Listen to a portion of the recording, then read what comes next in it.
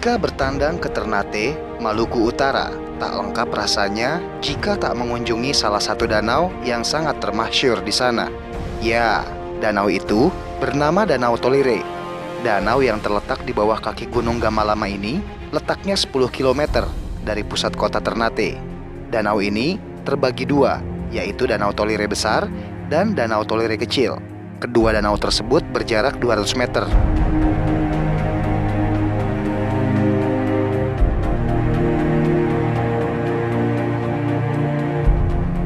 Jika kita menyaksikan dari dekat, dipastikan akan banyak sekali keunikan di danau ini. Salah satunya, jika setiap orang melempar batu ke arah danau, batu yang dilemparkan tidak pernah sampai menyentuh air danau.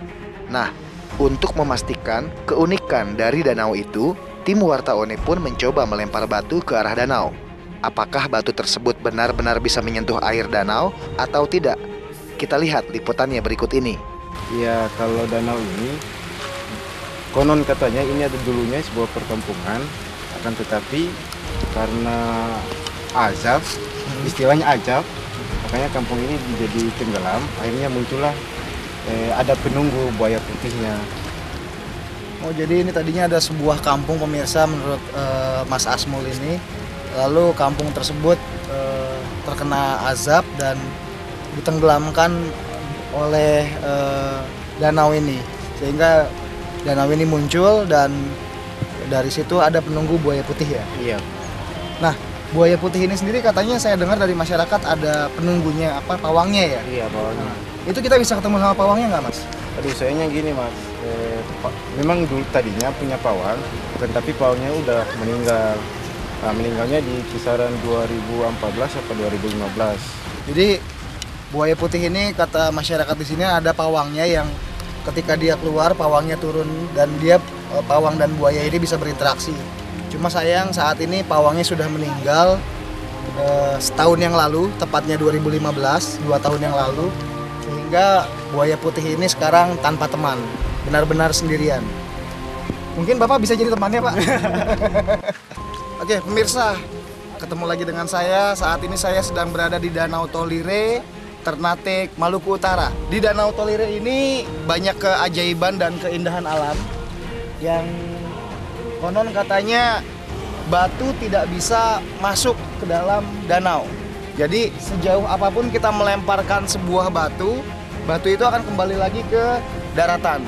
Jadi danau ini tidak pernah dijatuhi oleh batu yang dilempar oleh para pengunjung. Kita coba ya. Ini batunya.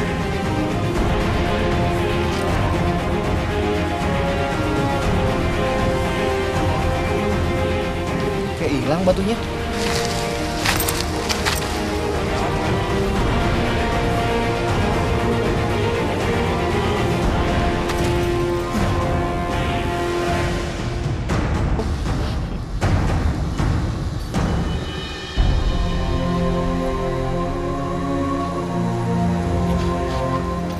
Barang ini kan selama saya kan berjual di sini itu, saya mulai buka usaha di sini sampai selama ini, saya tahu bahwa yang ini nih bukan pariwisata, ini kan peninggalan sejarah, bukan pariwisata. Ini kalau pariwisata berarti manusia yang cipta, tapi ini alam yang cipta. Jadi ini bukan pariwisata, ini peninggalan sejarah.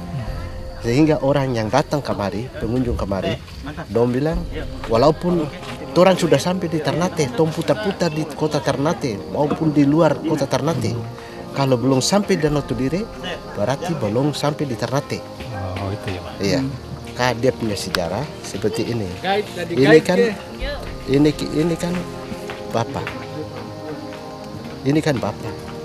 Anaknya dia lari, toh lari maksud mau lari sampai di pantai langsung ke bawah juga. Jadi dan dia bernama dan Tolire Kecil. Itu ya, Tolire Kecil itu anak. Ini bapak. Kalau orang cerita kalau sampai itu orang juga kalau tidak tahu tong cerita tambah-tambah, tong punya orang juga tidak selamat, umur pendek. Ya. Iya, ini saya bicara begini tapi mungkin belum larang. Ini kalau larang berarti saudara bisa kan sampai berbulu berdiri semua kalau begitu.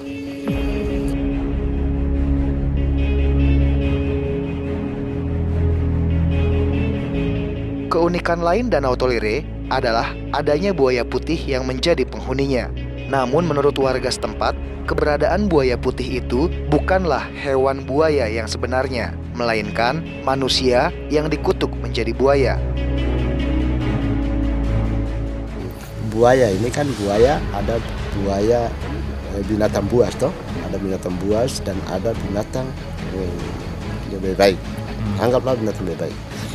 Ini kan kalau binatang buas dia mesti cari makan. Contoh saja saya ambil pendek saja.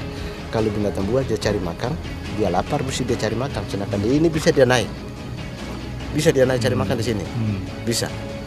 Tapi di bawah, kenapa dia tidak bisa naik? Tidak mau naik. Dia hanya cuma bermain di bawah saja. Habis dia jalan. Sedangkan orang turun ke bawah, orang turun sampai di situ. Jarak buaya dengan saya itu 3 meter, ya 3 meter lebih lah. Nah, terus saya berdiri penuh saya lebih. Ya tete, simpan dulu kah? Ini anak cucu. Nah, langsung berjalan pergi sudah. Oh, dia berjalan pergi sudah. Dianggapnya sebagai anak cucu.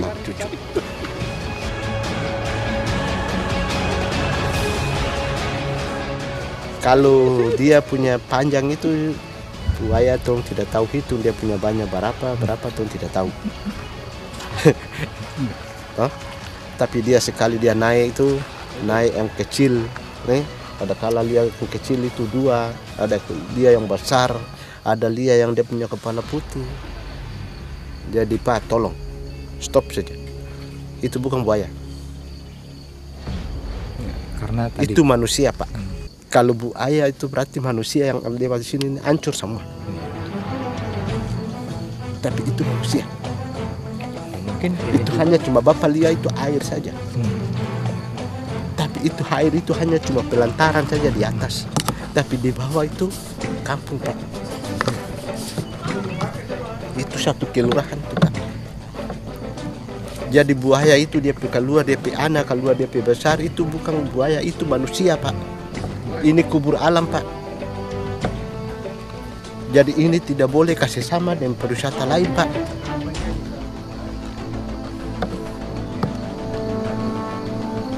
Kalau pariwisata itu manusia yang cipta, tapi yang ini alam yang cipta. Dikutuk.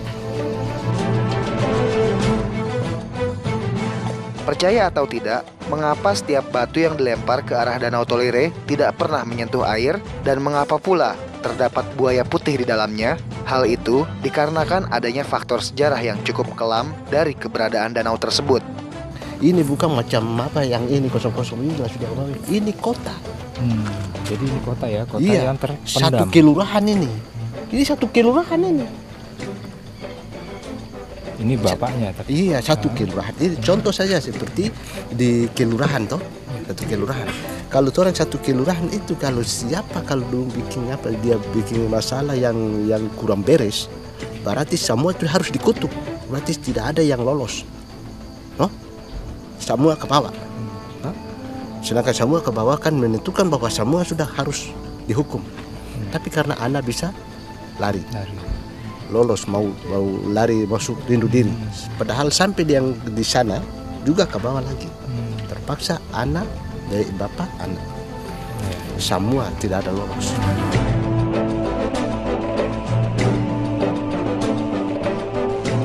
Ini kan contoh kalau macam bapak kamari mau ambil gambar kah, mau apa sini tuh, itu kan sebagai alat-alat bukti untuk kasih dia itu anak cucu. Iya, betul. Supaya tidak boleh tong anak pahit tidak boleh baku kawin. Iya. Itu saja titik. Sering datang ke sini? Baru kali ini. Oh tapi kamu asli orang Ternate? Orang Manado. Motivasinya datang ke sini apa?